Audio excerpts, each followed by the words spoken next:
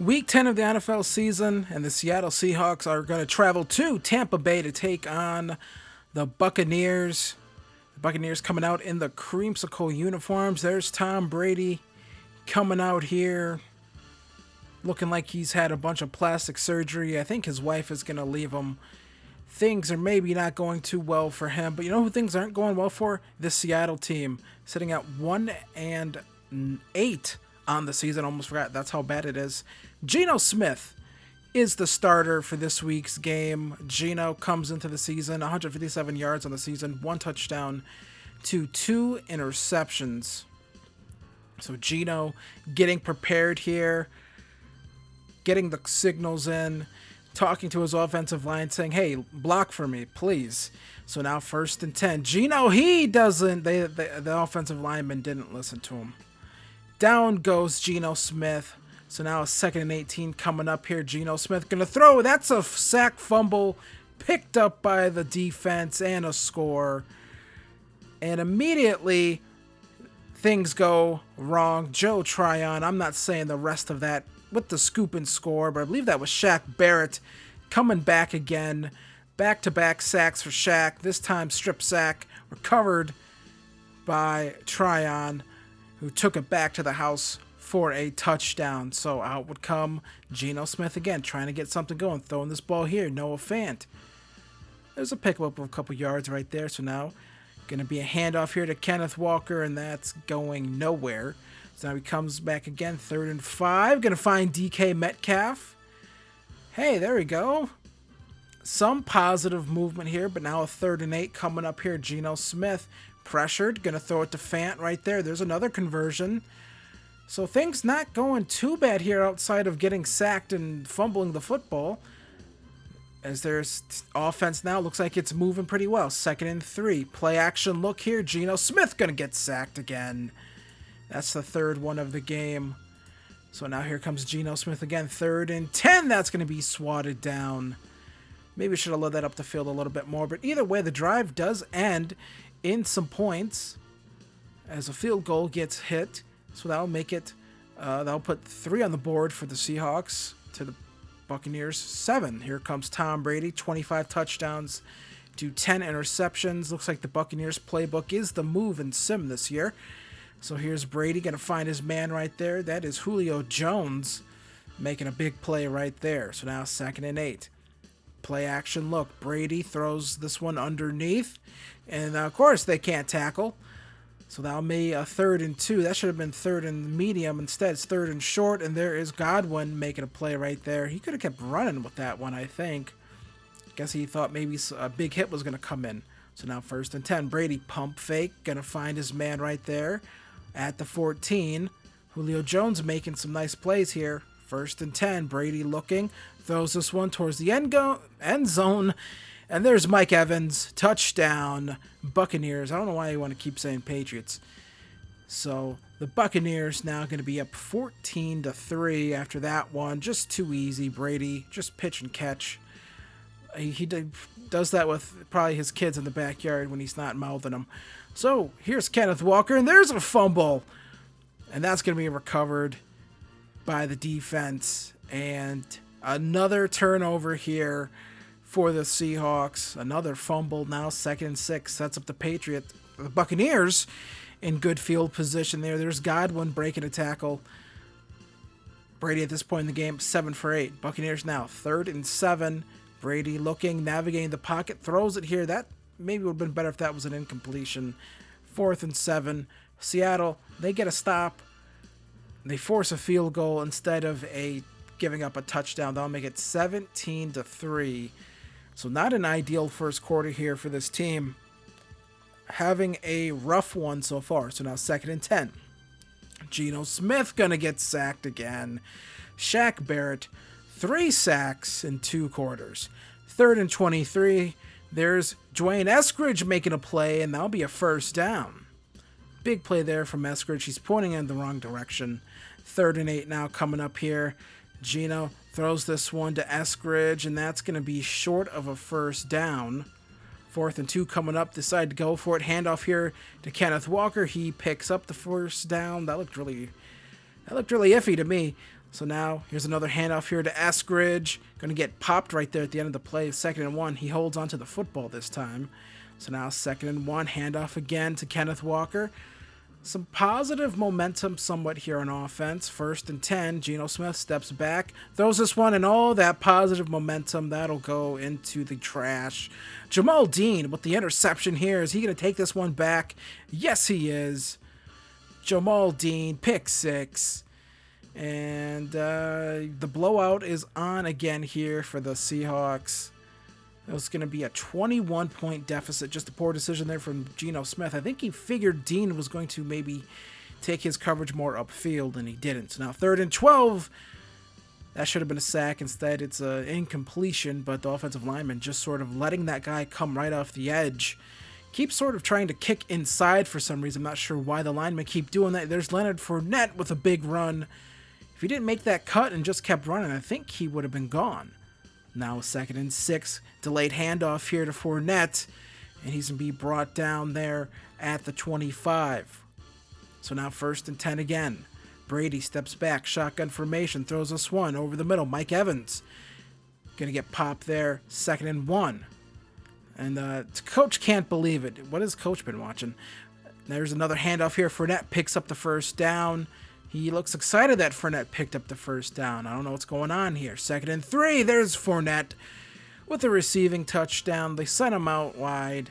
No one picked him up. Miscommunication by the defense, and it'll be 31-3.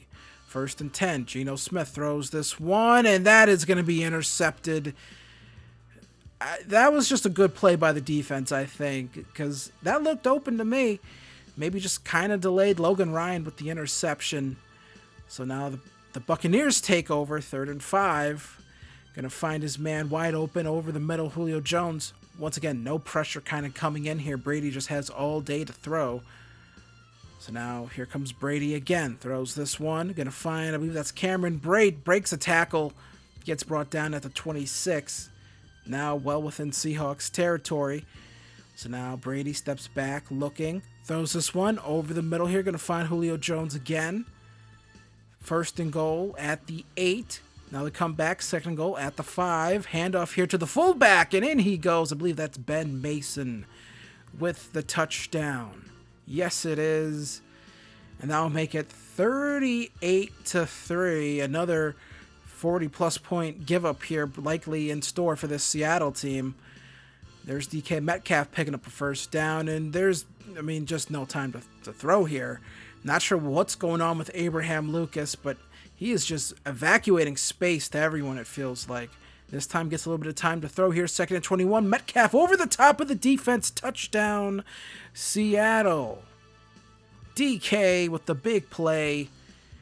And that'll put Seattle on the board with a touchdown. Geno Smith finally had some time to throw here and was able to find DK in the back of the end zone. Touchdown, Seahawks.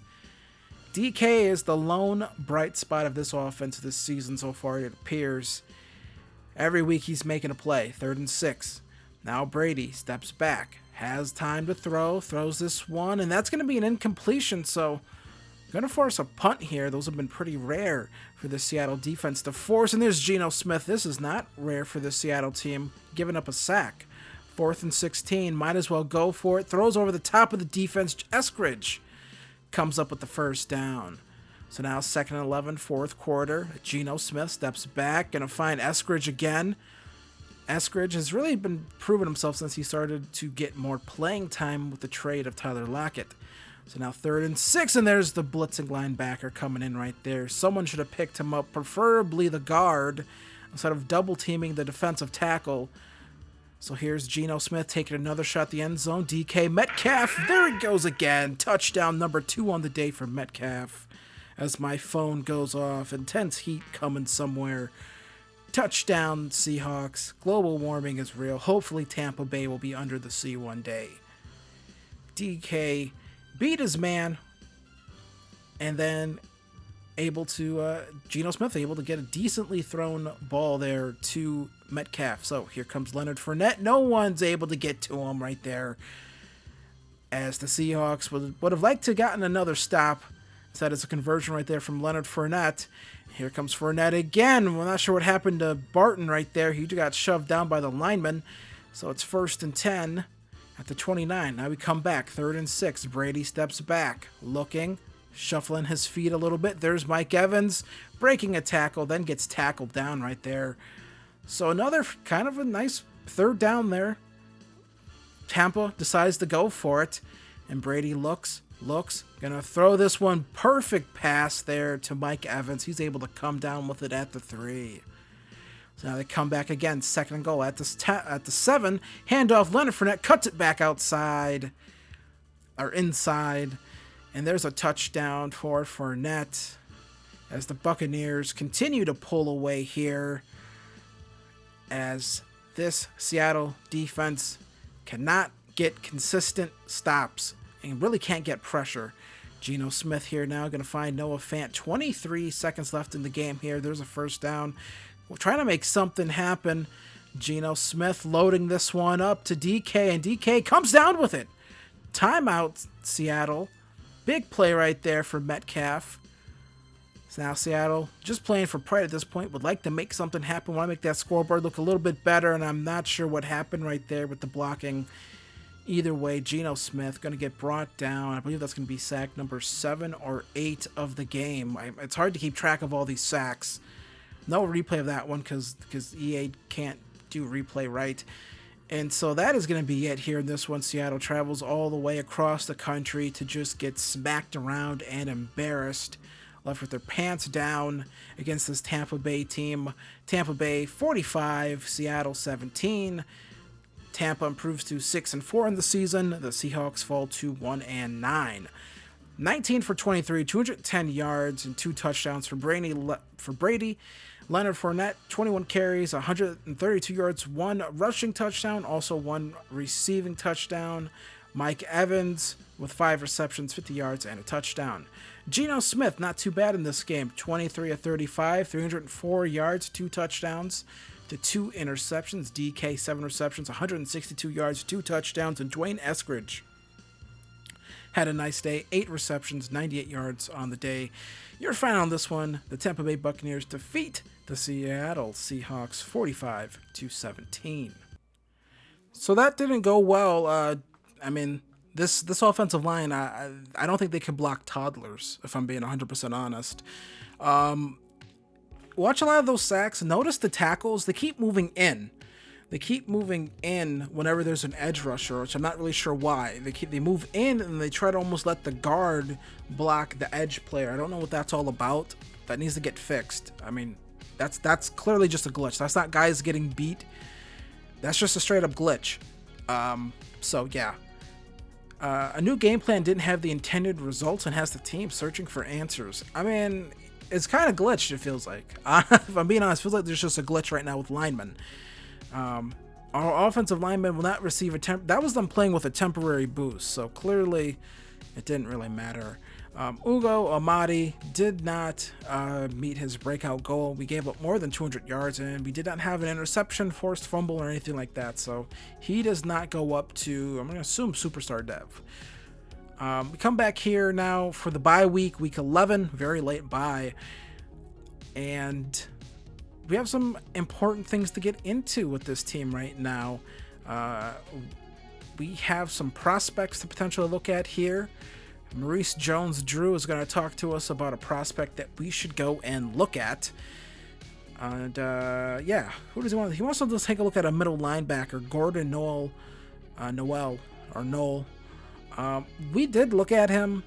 Wasn't all that impressive. I'm not really sure why they're asking me to look at him. He looks slow. Doesn't look like a very good coverage guy, I don't recall. So yeah, not going to look into him at all. Not going to waste my time necessarily. Middle linebacker really isn't a concern for us, so I'm not really sure why we would waste time with that. I still think edge is a position. I know some people have told me, hey, they drafted these edge guys. I'm not tied to anyone on this team. Let me just be abundantly clear on that. Not tied to anyone that's really on this team outside of DK. Dalton Elam, he looks great. Just simply for the fact, great to elite speed, good to great strength. Those are the type of things that I'm looking for. I want guys with those elite athletic profiles. That's sort of what we want. Taking a look around here a little bit more at who else we want to focus on. I'm not going to focus on any of the quarterbacks. We have those guys basically entirely scouted, so we don't really need to look at them too much. Wide receiver is an interesting position. But yeah, these quarterbacks, we mostly have them entirely scouted, so we don't really need to look at them. Another outside linebacker is going to be Ladarius Connor. We're going to take a look at him. He's a top 5 projected player. He's at 75%, but we're going to finish that off. Get him 100% scouted. Maybe could have went for someone else that's a little not as scouted. Gotta take a look here at a tackle. I know we have Charles Cross, but you know, look, if things don't work out with Abraham Lucas, we can maybe move Charles Cross to that right tackle spot, or have Zach Richards, if he looks good enough, maybe that's the guy we draft, and have him play at right tackle. I don't know if it would matter, because once again, I just mentioned it seems like the tackles are kind of glitched. Like, they're passing off the edge player to the guards for some reason. That's also why you're seeing so many of those inside, those sort of linebacker, middle linebacker, inside linebacker blitzes sort of not get picked up. It's because the guards are screwing around with the edge player, even though the tackle should be screwing around with that guy, not the guard. So, Coach, being in last place heading into the huge week, what are you going to do? We're going to let these guys go play ping pong or something. We're going to do some team bonding. We're going to play some paintball. Gonna, you know, get some panchakarma enemas and things of that nature. So, team bonding retreat. 10 plus morale for all players. They all feel good. They all feel cleansed. +5 or -5 awareness. They're too relaxed. Some of them didn't like the anima part, I guess. I don't know. So week 12, we're going to be taking on the Las Vegas Raiders, almost at Oakland. And under siege again. So this reporter's annoying me. He keeps asking me, who do I blame? I'm going to blame the linemen again. Yeah, it definitely does all start up front. They just can't block anyone. And we do have blocking on those deeper plays. We are able to get the ball downfield. So we're just going to stay the course. No extra preparation needed. Because it's not going to really make a difference. So might as well just keep doing what we're doing and just try to get through this season, which is mercifully starting to come to an end. The linemen, they didn't like being called out. So they have -5 morale, but I guess if you take that +10 morale, I guess the linemen only have 5+ morale. I'm sure that's how that works. So it's not that bad. Stay the course, beat the Raiders. Limiting sacks allowed will give them a temporary boost. I don't think that's going to happen. So we do get an upgrade here for Jordan Brooks, who has been playing very well for us, and he's going to go up to a scheme fit to field general. He gets +5 awareness, +1 zone coverage. That is a great upgrade for Jordan Brooks. Once again, I don't plan on necessarily next season having two inside linebackers on the field at all time.